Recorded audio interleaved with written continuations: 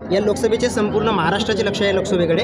सुरुवातीला राष्ट्रवादी आणि भाजपमध्ये रस्सीखेच सुरू होती, मात्र आता भाजपमध्येच दोन उमेदवार आग्रही आहेत। काय सांगाल या संदर्भात? बघा, कुठलाही पक्ष आलं, राजकारण आलं की स्पर्धा आली, त्यामुळे स्पर्धेला मला तशी काही अडचण वाटत नाही।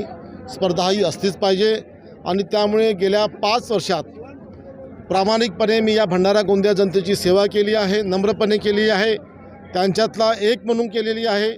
त्यामुळे ज्या मला जे शक्य असेल, भंडाऱ्याचं मेडिकल कॉलेज असो की गोंदियाचं मेडिकल कॉलेज असो, करोना काळात केलेली लोकांची सेवा असो, शेतकऱ्यांसाठी आपल्या जे मला करता येते करण्याचा प्रयत्न असो, अशा अनेक गोष्टी, आमच्या युवकांसाठी बेरोजगार मेळावा असो, त्यांच्या स्पर्धा परीक्षेचं त्यांना गायडन्स असो, सगळ्यांना जे होईल, महिलांसाठी सांस्कृतिक महोत्सव दोन्ही जिल्ह्यात तालुक्यात आमच्या दिव्यांग बंधूंसाठी आम्ही केलेला कार्यक्रम असो, जे मना लावून जे प्रामाणिकपणे जे करता येईल त्या सगळ्या गोष्टी करण्याचा मी गेल्या 5 वर्षात मी प्रामाणिकपणे प्रयत्न केलेला आहे।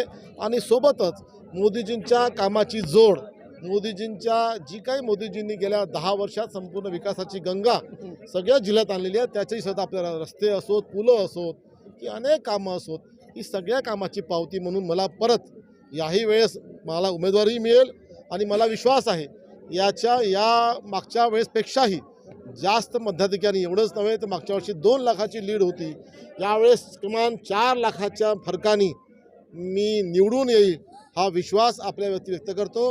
आणि आपला असाच प्रेम आणि आपलं प्रेम आमच्या सर्वसामान्याचं लोकांचं असंच मला कायम राहील, माझ्या पाठीशी प्रेम कायम राहील हाही विश्वास व्यक्त करतो। थँक्यू।